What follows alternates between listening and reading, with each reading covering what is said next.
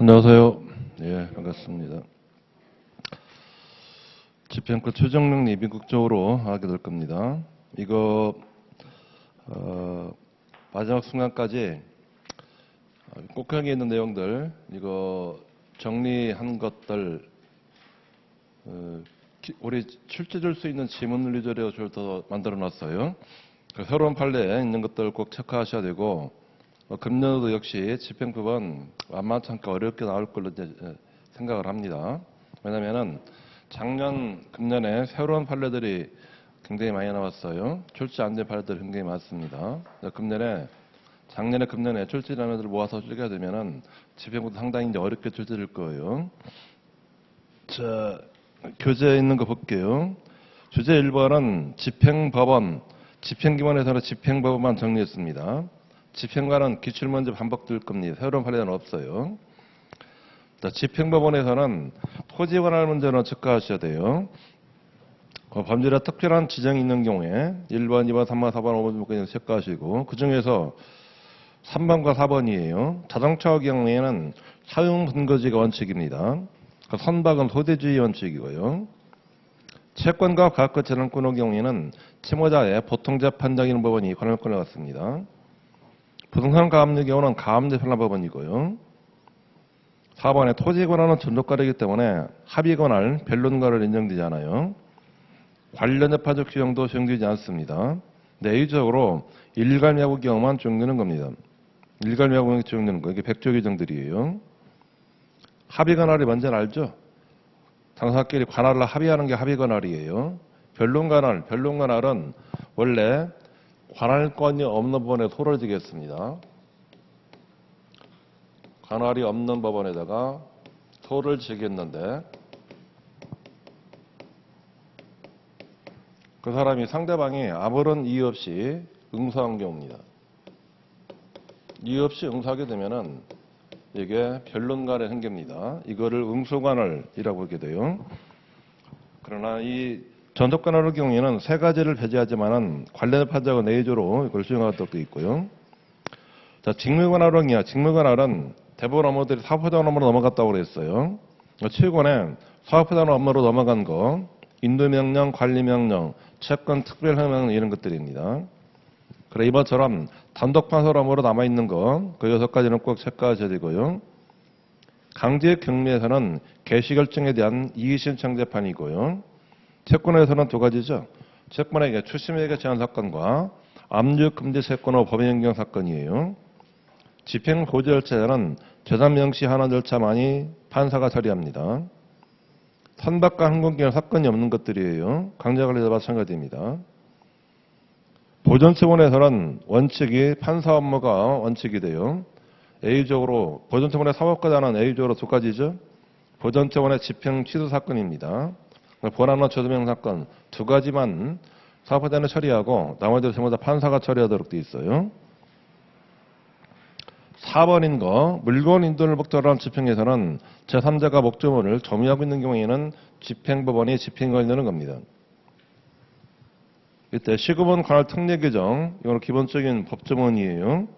그중에서 1호하고 4호를 눈여겨보셔야 돼요. 1호는 시급원이 성립되는 화해나 조정이나 또는 확정 시급에 대한 집행 후요소, 청구 이요소, 부여된 이요소로서 그 집행원의 인정된 권리가 퇴액사건 심파부의 적용사안이 아닌 사건입니다.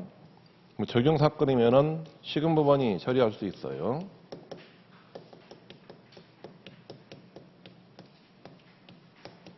적용사건이 아닌 것들은 지방법원 또는 지원이 되는 겁니다. 2호와 3호는 항상 지방법원이 관한다고 했죠. 제3자 이요소나 대대집행 강작금지예요.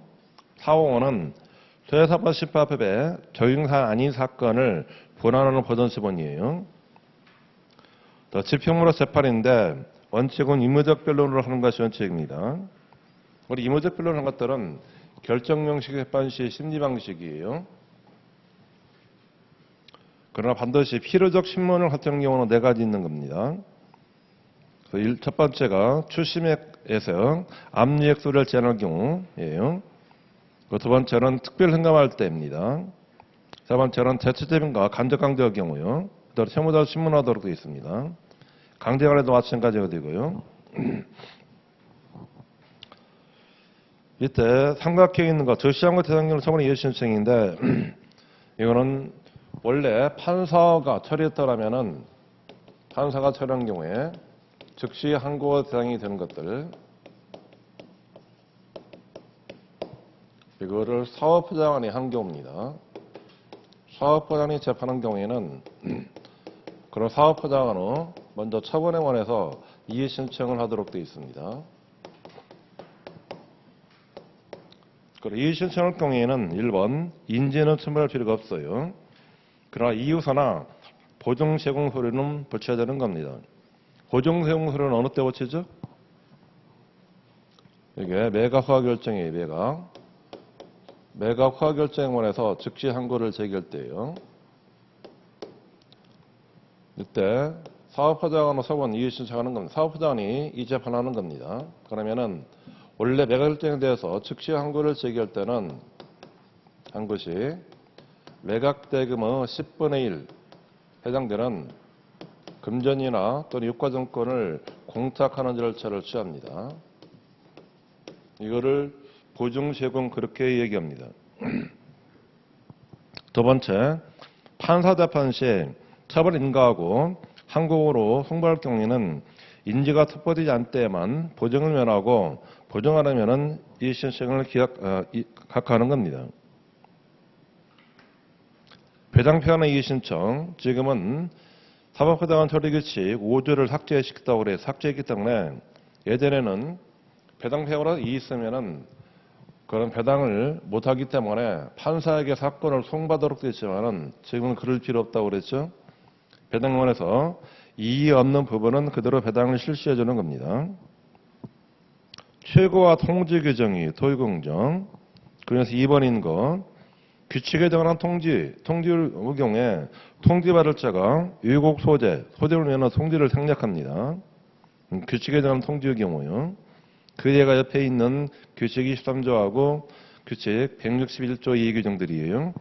규칙 23조 출제 이루어졌어요. 1항의 집행 개시 후에 신청 채권자가 숨기는 경우에는 숨기인이 자기를 위하여 강제입행의 속행을 신청할 경우는 집행원이 있던 집행정보를 제출하는 겁니다.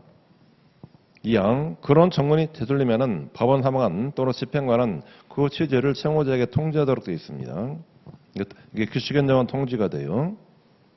규칙 161조 2규정조 추신명이 쓴 다음에 규칙 23조 1항에 따른 숨겨입행이었던 집행원 정보는 제출된 경우에는 법원 사망 등은 제3채무자에게 서류가 제출됐다는 사실과 추신권이 승기인에게 이전되는 취지를 통지하는 겁니다.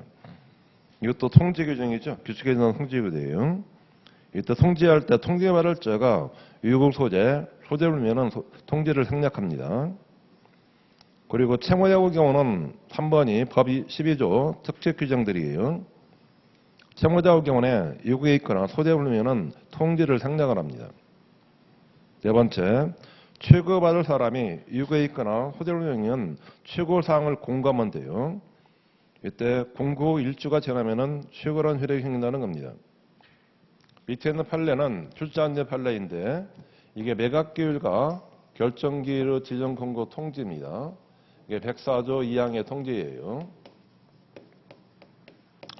이 통지는 이해관계인에게 통지해주는 겁니다. 여기 물론 이해관계인은 당연히 90조 의 이해관계인을 말하게 돼요. 이 통지는 법에 정한 통지이기 때문에 통지 상용이 가능한 규칙 변동 통지가 아니라는 겁니다. 이 판례 출제안제 판례이고요. 여기는 새로운 거나 이런 건 없고요. 자, 뒷페이지. 즉시함과 파트 볼게요. 즉시한 경우 대상 원칙은 집행부나 재판으로서 강제 입행 절차에 관한 재판해야 됩니다. 그리고 즉시한 걸 했다는 할 수 있다는 규정이 있어야 됩니다. 여기 가운데 집행 절차에 관한 재판하면은 집행을 개시한 뒤 그 절차에 관한 재판이어야 돼요. 특별한 규정이 없는 경우에도 해석 사항 그와 동일시 되는 경우에는 즉시항고를 할 수 있다고 하는 겁니다.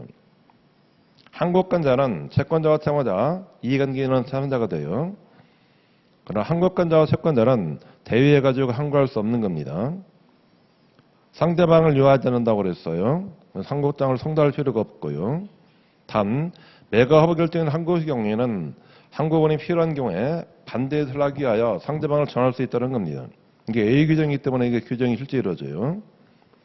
즉시 항고 사유에는 절차상 하자해야 됩니다. 실체상 하자는 청구해가 돼요. 단 담보권 실행의 경우에는 실체상 하자도 즉시 항고해야 되는 겁니다. 방법은 1번 재판을 고지완으로부터 일주 이내 일조 이게 불변기간이 됩니다. 항고장을 원심원에 처리해야 돼요. 그리고 만일 10일 이내 항고 요소를 원심원에 처리해야 된다는 겁니다. 그 초록의 판례 첫 번째 판례에 있을 겁니다. 우리 일주라는 기간은 이거는 불변기간이에요. 10일은 이거는 불변기간으로 되어 있지 않습니다. 불변기간이면은 이거는 기간을 신축하지 못합니다.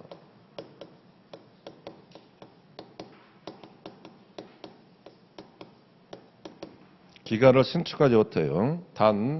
그러나 부가 기간은 정할 수가 있습니다.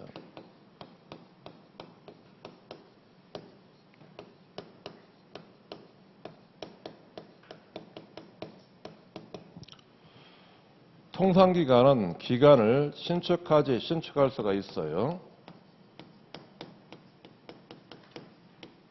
자, 그거를 최초로 환시한 부분들이에요. 판례. 민소법 172조 1항에 하면은 법원은 불정기간을 제외한 법정기간을 느리거나 줄일 수 있다는 겁니다. 이거 신축이라고 합니다. 따라서 항고이어서 제출기간을 느리는 건 가능하다는 겁니다. 따라서 항고인이 챙길 수 없는 사유로 말미암아 항고이어서 제출기간을 지킬 수 없던 경우에는 법원은 제출기간이 지난 후라도 그런 항고에서 기간을 늘릴 수 있다 보는 겁니다. 물론 이런 경우는 항고인이 신청을 해줘야 돼요. 신청. 그러면은 그런 소명하게 해서 이어서 제출기간을 늘릴 수 있다는 겁니다. 최근 나온 판례 중 하나이죠. 금년도 6월달 나온 판례네요. 자, 교재에 있는 거 방법은 항고장을 원시본에 써야 되는데 만일 항고장이 항고본에 직접 달린 경우에는 그때는 다시 기록을 원심으로 내려줍니다. 그때 기간존수 여부는 항고장이 원심원에 접수된 때를 기준으로 판단하게 되는 겁니다. 4번인 거 선고를 유하지 않는 결정은 고지되어도 항고를 수 있다고 그랬죠. 고지되는 항고 있습니다. 주시 양도명에 대한 특별명령에 대한 특시항고의 경우요. 선고를 유하지 않는 결정은 고지되어도 항고를 수 있어요. 여기 특별한 흥가명령의 경우는 화살표 하시고 아까 뭐 있었죠? 특별 흥가명령 할 때는 특별 흥감할 때는 누구 신문합니까? 흥감할 때는 반드시 채무자를 신문하는 규정을 두고 있어요.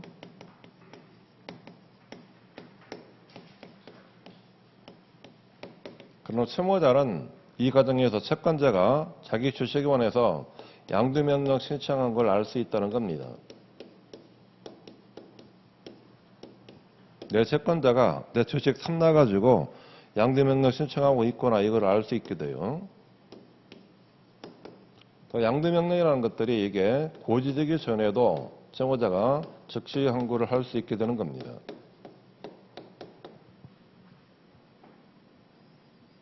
그러나 선고를 유하는 결정은 반드시 선고 후에만 항고할 수 있도록 되어 있어요. 선고를 유하는 결정 유일하게 딱 한 가지예요. 이게 매가허브 결정입니다. 집행정지인데 15조 즉시항고나 집행정지 효과가 있게 돼요. 그러기 원한 담정처분을 통해 가지고 정지 효과를 확보하는 겁니다. 15조 담정처분 4가지. 원칙은 항고본이 하는 것이 원칙이에요. 다만 재판 기록이 원시본에 남아있을 때는 원시본이 할 수 있습니다. 직권으로 하는 것이고 그 내용은 집행정지만 가능합니다. 집행 취소까지는 할 수 없게 돼요. 그리고 즉시행하는 결정이 있을 때까지만 정지시킵니다. 이런 잠재처분은 불록할지로 못하도록 되어 있어요. 불록글과이고. 밑에 있는 판례를 보시고 자, 일적으로 확정되어야 효력이 생기는 것들이 있는데 이런 경우는 따로 잠정처분은 요하잖아요. 거기에 얘가 법에 5가지 있는 거, 규칙에 3가지 전부 다 불복이 즉시한 것입니다. 전부 불복은 즉시한 거예요. 매치 특선전 그렇게 암기하자고 그랬고요. 규칙에 6번에 있는 것도 한번 실제로 이루어졌어요. 타정평에 따른 침해방지죄 취소변경결정입니다. 원심원화 재판은 1번, 2번, 3번을 보시고요. 가운데 제도구안이 안 드는 거 그동안은 특별한 것만 실제 이루어졌지만은 앞으로 2번, 3번, 4번 이게 실제일 가능성이 있는 것들이에요. 특히 286조 1항은 이게 보존처분의 이의신청인데 286조 1항에서는 이게 보존처분의 이의신청 시에 심리방식을 두고 있어요. 이런 게 심리방식인데 심리방식이 마치 이게 판결 절차와 유사하다는 겁니다.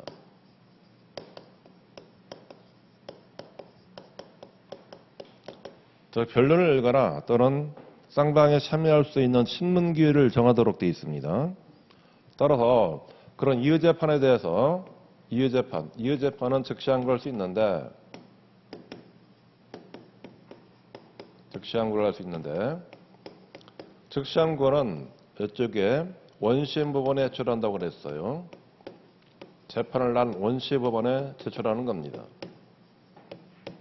그럼 원심 법원에서는 자기가 판결 절차 유사하게 심리를 했기 때문에 원심원에서는 제도 구환을 할 수 없다는 겁니다.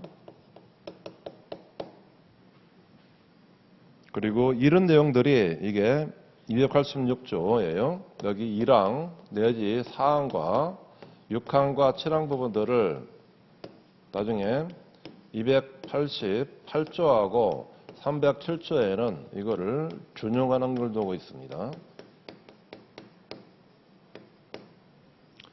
여기 5항은 준용하지 않아요. 5항은 준용하지 않고요. 그 제도구간 형되지 않는 건 2번부터 알고 있어야 돼요. 그 이유가 심리방식이 판결절차 유사하기 때문에 그런다는 겁니다. 항고법원의 재판인데 첫 번째, 항고에 정당한 있거나 원심재판에 쓴 법령 위반 또는 사실 원인이 있는 경우에는 결정으로 원심 재판을 경정하는 겁니다. 즉 원심을 취소하거나 새로 상달판하는 겁니다. 그러나 이번처럼 다만 매가 허브 결정한 즉시항고의 경우에는 항고법원이 지역시장에 정당한 이유가 있는 경우에는 원심 재판을 취소해가지고 그대로 확정시켜야 돼요. 새로 매가 허브 결정을 할 수 없다는 겁니다. 그럼 새로 매가 결정은 반드시 원심원이 하도록 되어 있다는 겁니다. 그리고 재항고인데 재항고에도 15조와 재항고 부분들이 적용해야 돼요. 상고 부분들이 적용이 아니라고 그랬죠. 차이는 이후세술 기간입니다. 밑에 있는 것들은 이게 집행 개시 후 그 절차에 관한 재판이 아닌 것들이에요. 자, 강제 집행을 개시한 후, 강제 집행을 개시한 후 그 절차에 관한 재판이 아닌데 이 재판이 아닌 것들인데 근데 여기에 집행해서 즉시 항고할 수 있다라고 규정을 두고 있는 경우요.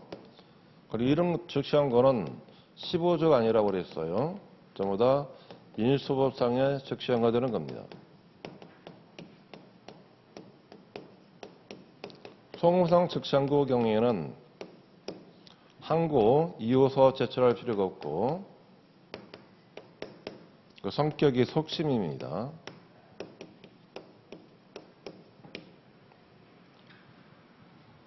이게 1번 보존처분의 신청을 기각 또는 각하한 결정한 즉시항고 2번, 3번, 4번이 판례에 있는 것들이에요. 보존처분 이의재판에 즉시항고 제소명령 비위헌한 즉시항고 사정령을 위반한 보존 취소재판한 즉시항고 이런 것들이에요. 뒤에 5번도 마찬가지 재단조위에서 허위 자료 제출이나 자리수를 거반지한 과태료 대판 적시한 거입니다. 과태료 대판 적시한 거는 집행정지라는 효력이 있습니다. 6번이 채무 불이행자 명부 등재에 관한 판들이에요. 그리고 7번은 명부 등재 말소 결정에 대한 적시한 겁니다. 말소 결정에 적시한 거. 소송기형의 집행유예 확정 결정에 적시한 거예요. 이때는 항고 요소 제출 강제히 시행될 수 없다고 그랬어요. 특별한 경우는 보시고요. 이 적시한 거 경우도 새로운 판례 이런 것들은 없습니다. 자, 집행하는 이 신청인데 대상은 크게 두 가지가 있을 겁니다. 집행기관이 집행하는 경우에는 집행결정이나 집행원호 재판으로서 적시항부할 수 없는 거여야 돼요. 그리고 두 번째, 집행기관이 집행하는 경우에는 집행원호 집행처분과 집행원의 지킬 절차와 집행관의 이임 거부, 집행행위 지체, 수수료 같은 이런 것들이 집행 이상이 되는 겁니다. 그리고 위에 1번 밑에 삼각형에 있는 거 사실행위는 집행이 대상이 아니라고 그랬어요. 사실행위는 집행이 대상이 될 수 없는 겁니다. 사실행위 화살표시고 이게 매각, 물건, 명령서를 작성하는 행위예요.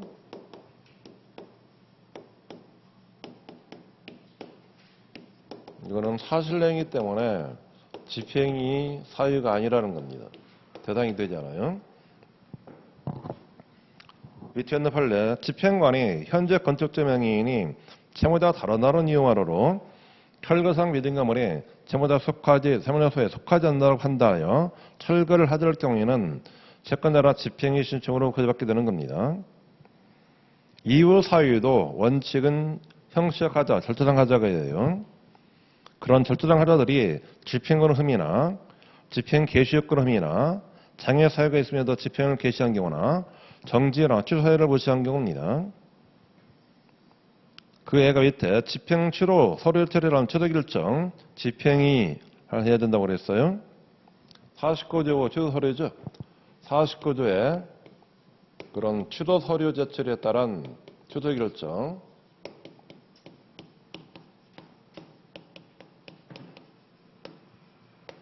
여기에는 17조를 준용하지 않는다 이렇게 되어 있습니다.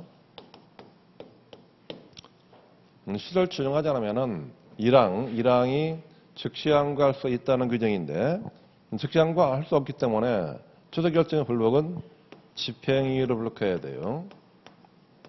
그리고 2항이 확정 뒤와의 효력이 있다라는 규정인데 준용하지 않기 때문에 취소 결정은 고지되면은 바로 효력이 생긴다는 겁니다.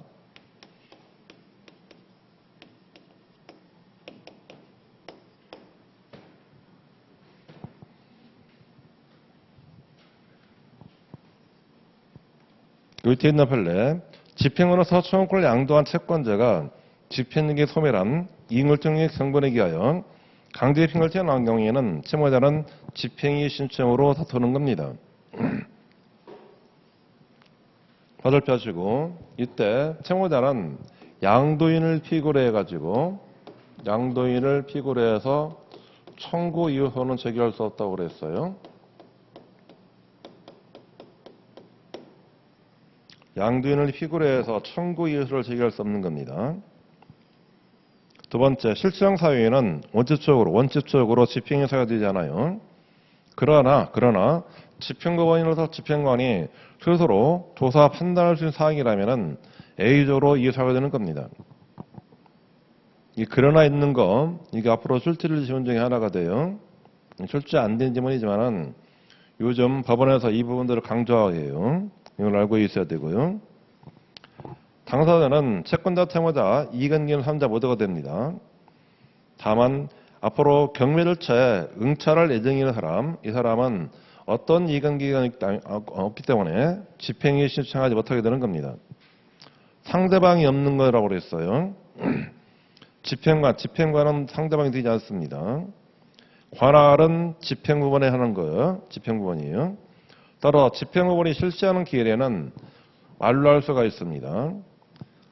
실상 출력하는 게 아니면 원칙 서명이죠. 그러나 출력하는 경우에는 만료할 수가 있어요. 집행법원이 실시하는 기일이 된다고 그랬죠. 집행관이 실시하는 기일은 여기 해당하잖아요.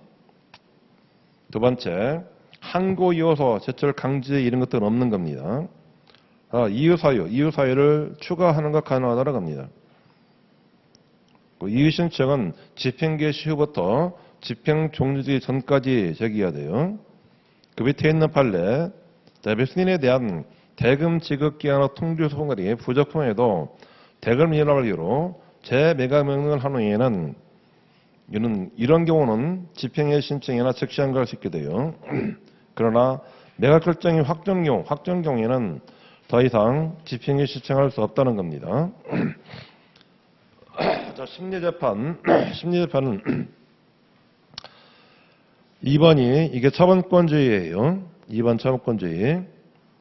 재판할 때 당사가 신청하지 않은 사항이나 신청 범위를 넘어서는 재판할 수 없다는 겁니다.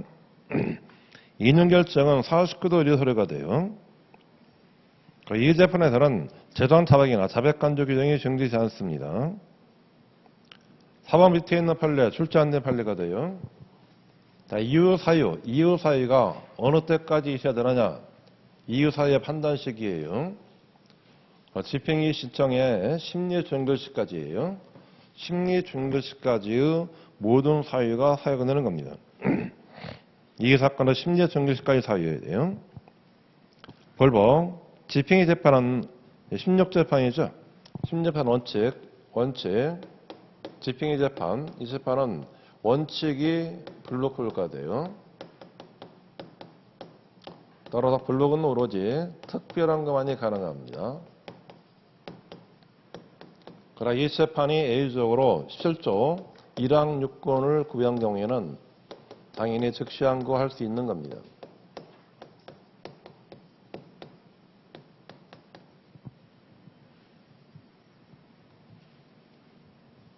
삼자처벌은 심력지향 장소는 직권으로 하는 것이고 불구할 수 없다고 그랬고요. 경제만 가능하고 집행치료까지는 할 수 없는 겁니다. 그리고 삼자처벌은 이 재판을 하기 전까지만 가능합니다. 판례가 살아있는 거 이거는 꼭 알고 있어야 돼요. 1번, 2번, 3번, 4번, 5번, 6번, 7번, 8번 있는 것들. 그중에서 5번 있는 거는 가처분 해제 신청서 유지하고 가로 안에 가처분 신청처에서 유지하고는 구별한다고 그랬어요. 가처분 해정서 유지는 집행이 사유로 되는 겁니다. 그러나 가처분 신청 취하서 유저, 신청 취하서 유저 경우에는 이거는 가처분 명령의 소멸이라는 겁니다.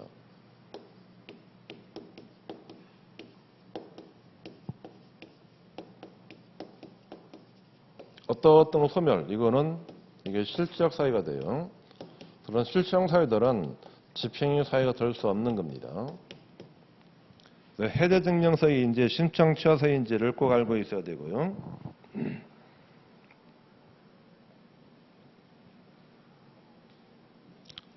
밑에 8번 밑에 있는 판례는 원래 집행이 신청을 해야 되는데 즉시 항고장 1월 기정 경우입니다. 그러면 집행이 한거를 가지고 그대로 처리시킵니다. 밑에 있는 판례, 마지막에 있는 판례, 배당계로부터 일주일 이내에 청구에서를 제기하고 그 사실 증명 사례와 집행 정지판에 제출되지 않았는데도 법원이 배당을 중지했다가 원래 지금 채무자가 청구 예소를 제기하게 됐어요.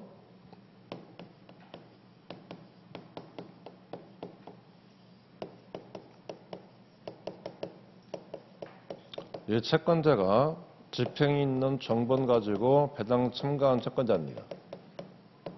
어떤 채무자는 청구 이유를 제기하고 그에 관한 잠정 채권재판 받아가지고 이 두 가지 서류를 모두 배당 법원에 제출해야 되는 겁니다.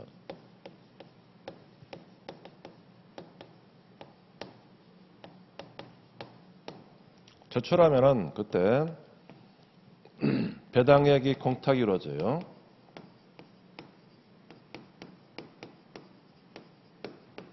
이거를 제출하지 않으면은 그때는 유보진 배당을 실시하는 겁니다. 유보진 배당 실시.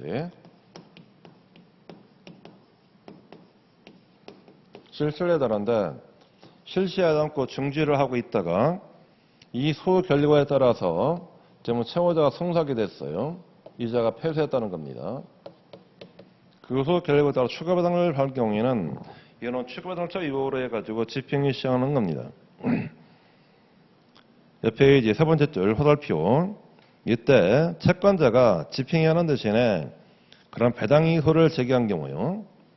그런 배당이소를 심리하는 법안은 소송 경쟁상 당초 배당표대로 채권자에게 배당 실시된 날로 명하는 의미에서 추가 배당상 배당의 금액을 당초 배당표와 동일하게 배당음수로 추가 배당수를 바꿔주는 겁니다. 이 판례 별표하시고 알고 있어야 되고요. 밑에 세 가지 판례들은 최근 나온 출제한 판례들이에요. 밑에 있는 줄침본 만일 목적물 중 일부한 집행이 가능한 경우에는 채권자가 일부에서만 집행하기를 원하지 않는다 사정이 없는 한 집행이 가능한 목적물에서만 집행해야 된다는 겁니다. 목적물 전체를 집행이면 거부할 수 없다는 겁니다. 가운데 있는 판례는 집행 장소예요. 집행 장소가 아닌 곳에서 집행하는 경우입니다. 집행이 사야 되는 것이고. 마지막에 있는 판례. 자, 풍랑하는 인도 집행에서 강제 집행 목적물이 아닌 동산이 있는 경우에 집행관에게는 강제 집행 목적물이 아닌 동산을 제거하여 인도할 책무가 있기 때문에 이를 제거하여 보관 또는 매각하는 것이 다소 곤란한 이유로서는 목적물 인도 집행을 불능으로 처리할 수 없다고 그랬어요. 거기에 동산이 있는 경우, 이게 동산이 뭐라고 그랬죠? 유골함이 있는 경우요.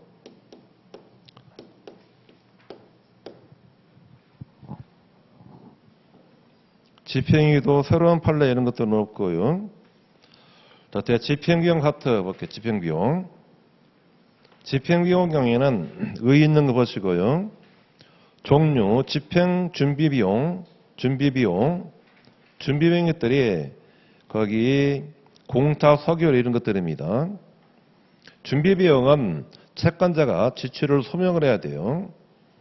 준비비용은 집행을 개시하지 않으면 집행비용으로 고려될 리가 없는 겁니다. 집행 실시비용, 전부 다 각종 수수료 이런 것들이에요. 거기에서 채권자가 배당기일에 출석한 경우에 출석일당과에 비해 이거예요. 어떤 기일? 채권자가 배당기일. 채권자가 매각기일이나 결정기일의 출석비용, 이거는 비용이 아니에요.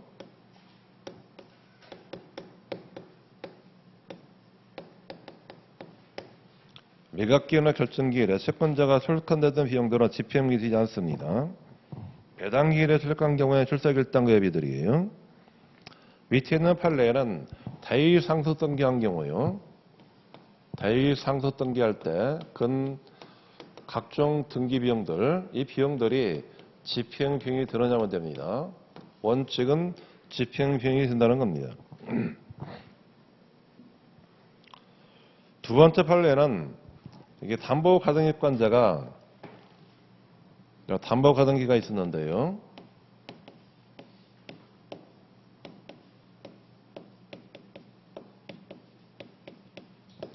이 자가 지금 귀속정산 방식으로 해가지고 자기 소유권을 취득하는 겁니다.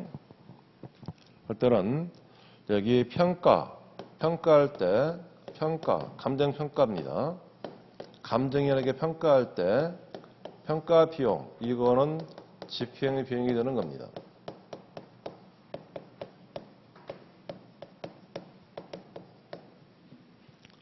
이 판례는 출제한 판례가 돼요. 출제 부분. 감정평가 비용은 그런 집행 비용이 된다고 그랬어요. 그러나 본등기 마치기 위하여 제출한 절차 비용은 스스로 부담하는 겁니다. 취득세 이런 것들이에요. 필요한 비용이어야 됩니다. 비용이 아닌 것들 1번은 사용의 취소, 이거는 여러 번 나왔던 부분들이고, 옆에 2번 신청 취하나 절차 취소로 적는 경우에 든 비용들은 원칙 집행이 되지 않습니다. 이중압류 경우에는 부동산에 이중압류가 있으면은 이게 부동산의 이중압류예요.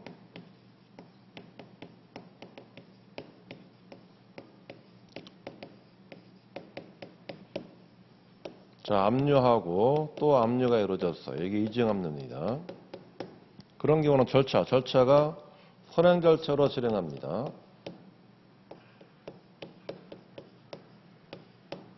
그런 경우는 이 비용만이 집행 비용이 돼요. 뒤에 있는 비용은 집행 비용이 아닌 겁니다.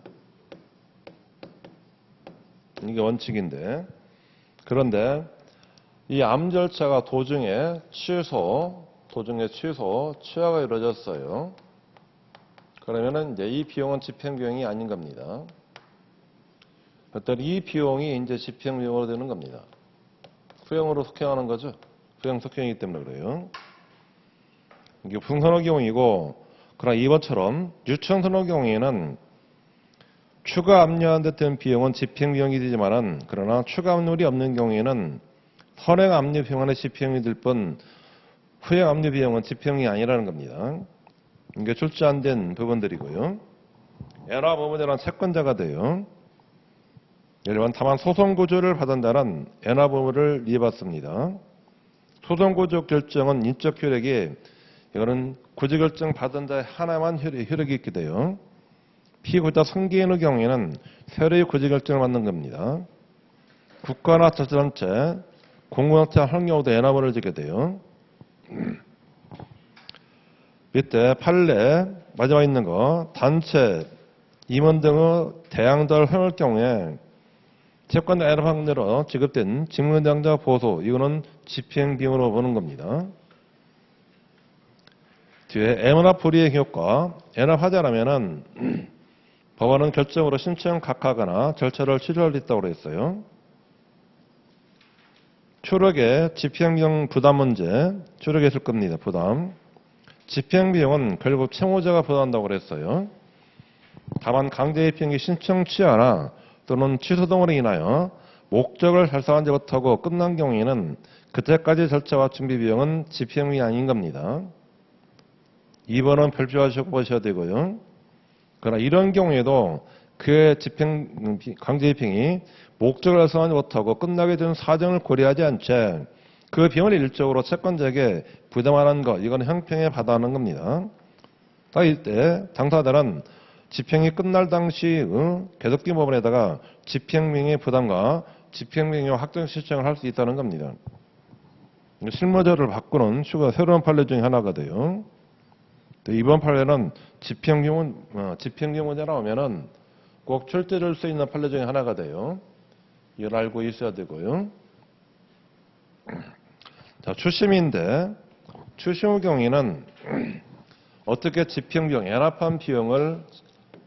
비용을 어떻게 채권자가 거둬들이냐라는 겁니다. 이게 추심인데 둘 중에 하나가 돼요. 그 절차에서 현금화 절차가 있는 경우요. 현금화 절차가 있는 경우에는 당연히 여기에서 최우선적으로 그런 배당을 받는 겁니다. 배당 견제해야 돼요.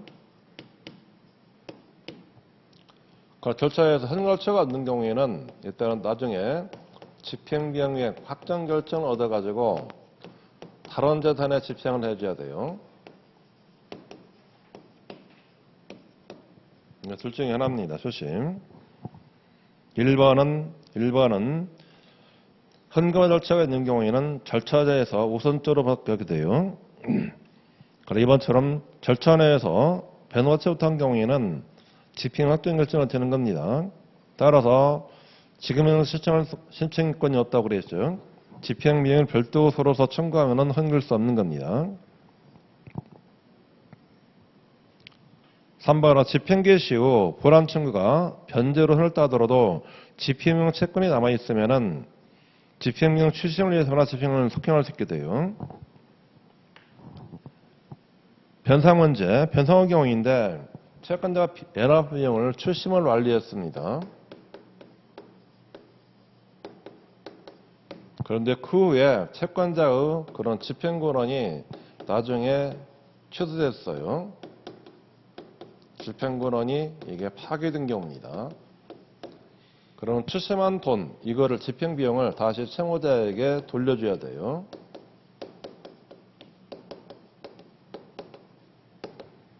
이게 변상입니다. 집행을 완료한 후에 강제병역 기준 판결이 파기된 때에는 채권자는 추심한 비용을 채무자에게 돌려줘야 돼요. 그리고 여기 파기라는 거는 이게 파기가 예를 들어서 확정 판결이면은 어느 때가 파기죠? 파기가 재심 후 2년 판결이에요. 각종의 조서가 있었다. 그러면은 준재심 2년 판결. 1심에 있는 가지평가 판결로 했는데 이게 상도심에서 취소된 경우입니다. 이런 것들이 파기예요. 청구이를 제기해가지고 집행 불허하는 거 이거는 파기가 아니라는 겁니다. 이게 2번이고요. 밑에 있는 판례 강제병역 기초에 대한 판결이 파기되면은 채권자는 채무자가 부담한 비용을 돌려줘야 되는데 변상할 금액은 채무자 신청을 받아서 법원의 결정으로 정하는 겁니다. 결국 집행비용 확정 절차는 별개 절차로 이루어지는 겁니다. 비용 확정 절차에서는 1번 확정 절차는 변상할 비용 후 수액을 정할 뿐이고 변상 의무 자체의 전부를 심리 판단할 수 없다고 그랬어요. 변상 의무가 없는 것들은 나중에 집행 단계에서 청구 이유로 불러야 돼요. 두 번째 2번 판례는 이 즉시항고는 15대 수행가 아니라고 그랬죠. 소송부당 즉시항고 되는 겁니다. 4번은 소송비용 확정 절차에 관한 민소법 규정들이에요. 밑에 있는 판례 집행위 확정 절차에 따른 비용 상환으로도 소송비 확정과 마찬가지로 결정이 확정됨으로써 비로소 이행기가 되고 채무자가 그 이행기가 도리했음을 안 때로부터 지체책임을 지는 겁니다. 채무자가 이행기 도리했음을 안 때로부터 어떤 기간? 불확정 기간이에요.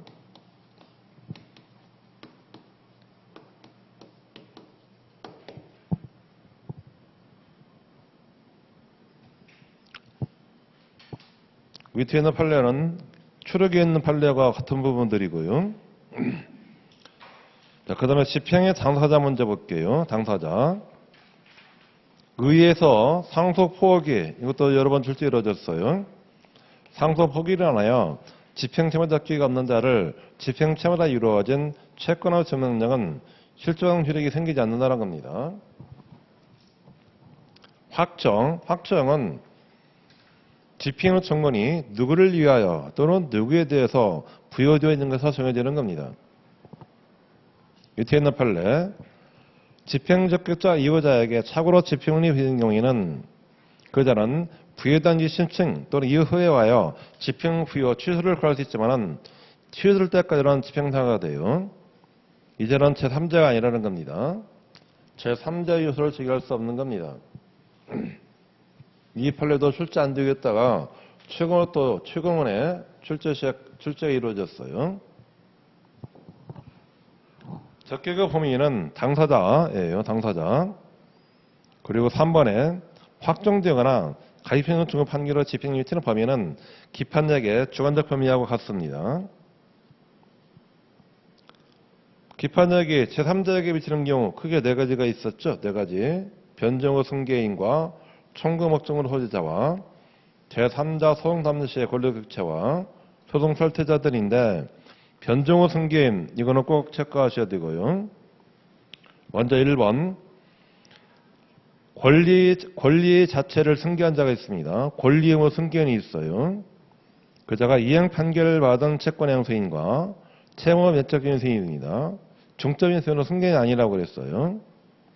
밑에 있는 판례 추심명령을 받은 경우죠. 추심명령을 받은 채권자가 자기 채권을 양도하게 됐어요.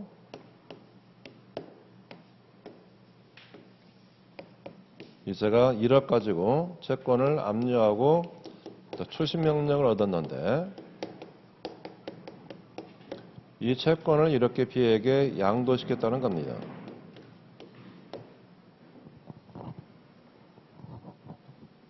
이런 경우에는 여기 양수인이 이 채권을 추심권 행사를 되면 추심 시에는 뭐가 필요하다고 그랬죠? 뭐가?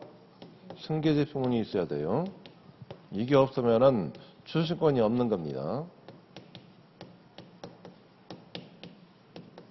따라 이런 경우에는 승계지표문이 부여되기 전이면은 추심권은 누구에게? A에게 여전히 양도인이죠. 양도인에게 여전히 추심권이 있다는 겁니다. 그리고 이때 이 사람은 자기 압류 자체도 취할 수 있다는 겁니다.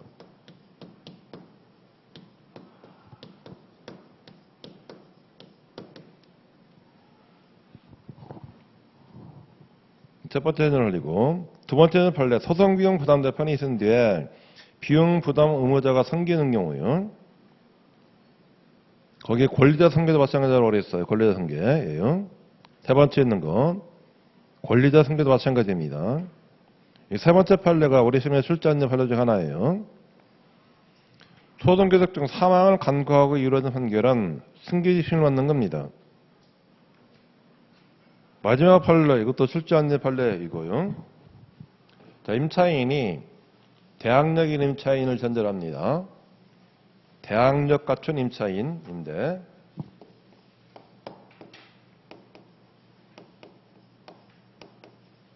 갖춘 임차인이 을을 상대로 해가지고 임차 번역금 반환 청구서를 얘기했어요.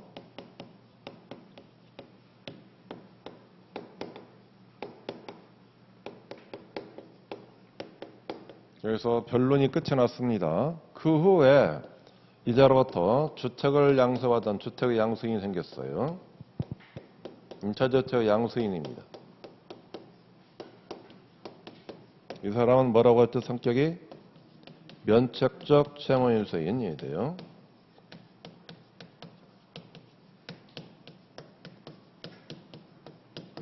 그러면 갑은 이 판결을 가지고 여기 집행할 때 여기다가 승계집행문을 받아가지고 집행 실시하는 겁니다. 이자는 변론중교 승계인이 된다는 겁니다. 주택 양수인은 변동의 승계인이 돼요.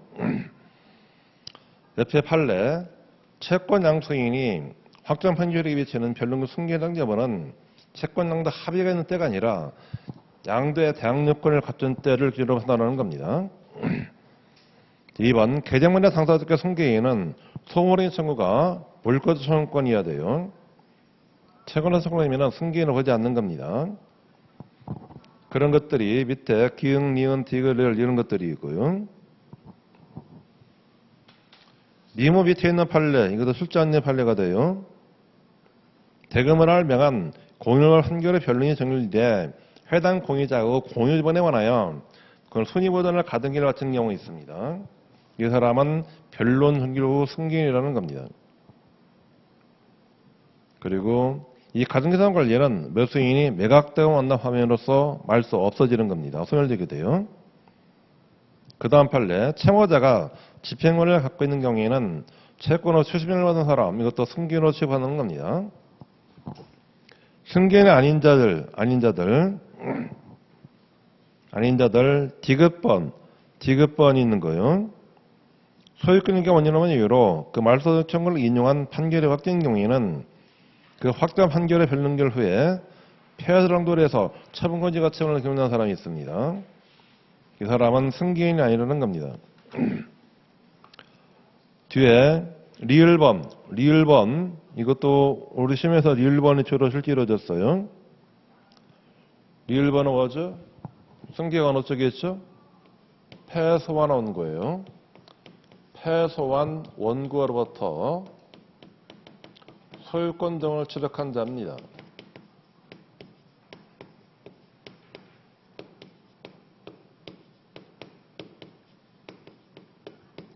패소한 원고로부터 소유권 등을 취득한 사람, 이 사람은 승계인이 아니라고 그랬어요.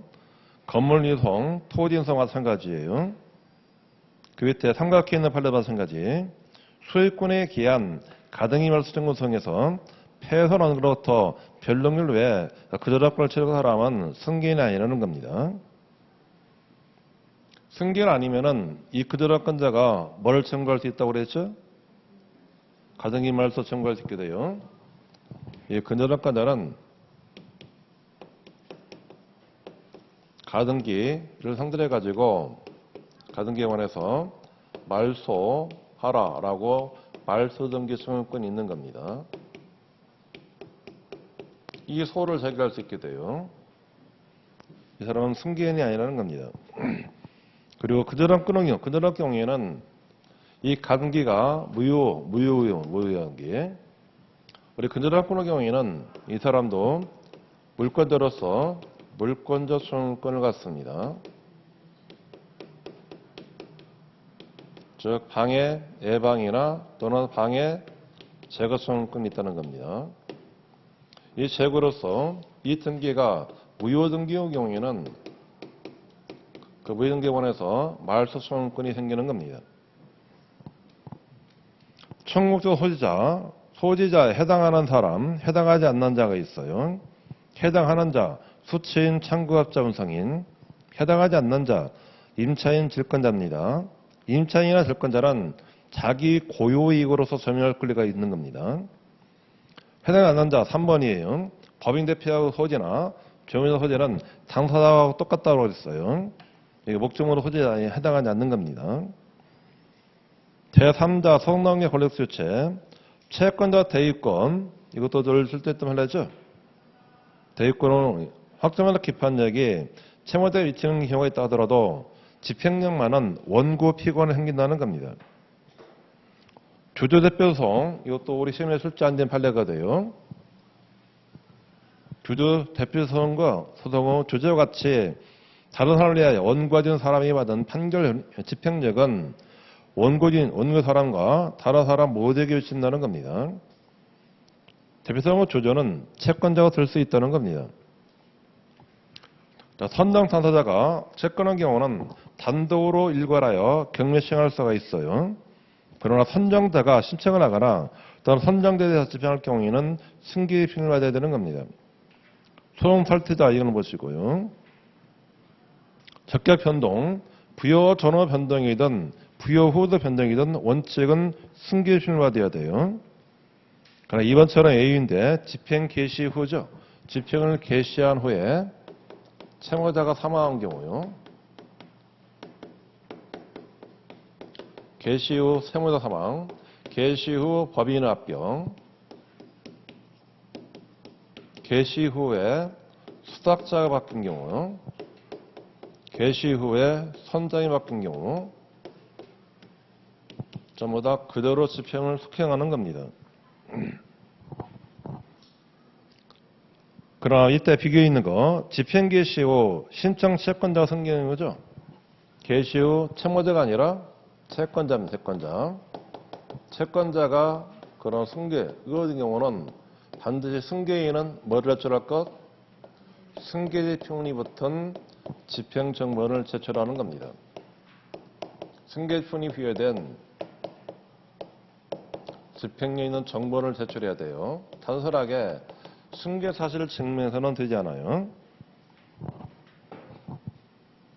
옆에 회사가 채무를 연탈하기 위하여 새로운 회사를 설립한 경우라도 종전회사에 대한 집행으로서는 새로 설립사는 집행할 수 없는 겁니다. 당사 능력, 조합은 당사 능력이 없는 거죠. 그러면 조합의 경우는 조합원 전원이 채권자가 되어야 됩니다. 또는 조합원 전원이 채무자가 되어야 돼요. 소송 능력, 채무자는 원칙적으로 소송 능력을 요하잖아요. 다만 채무자에게 알려야 할 집행 실시나 또는 채무자 능동적으로 소송을 하는 경우에는 법정대리인이 해야 되고 없으면은 특별례는 사용하는 겁니다.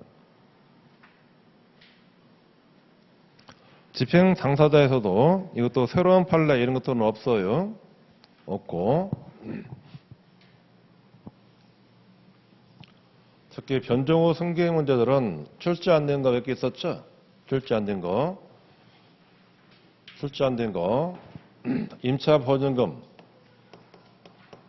임차인이 임차 보증금 반환 청구 후를 얘기한 경우 전제가 대항력 갖고 있는 대항력 있는 임차인이어야 돼요. 만약 임차인이 대항력이 없으면은 주택 양식인에게 대항력이 없다는 겁니다.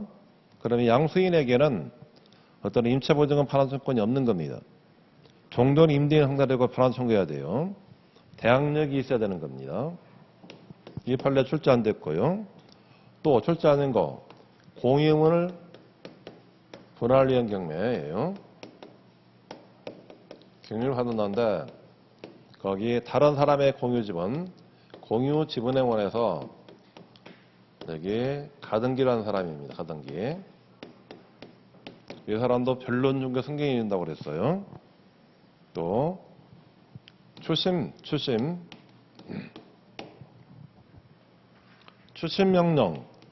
명령을 얻었어요. 이자가 채권자가 채권을 양도했다는 겁니다. 채권 양도. 추심없는 채권자가 자기 채권을 양도한 겁니다. 양수인이 집행할 때도 뭐가 필요? 승계지문이 필요한다. 승계지문이어야 돼. 그런데 아직 양수인이 그런 승계지문을 받지 않는 동안에는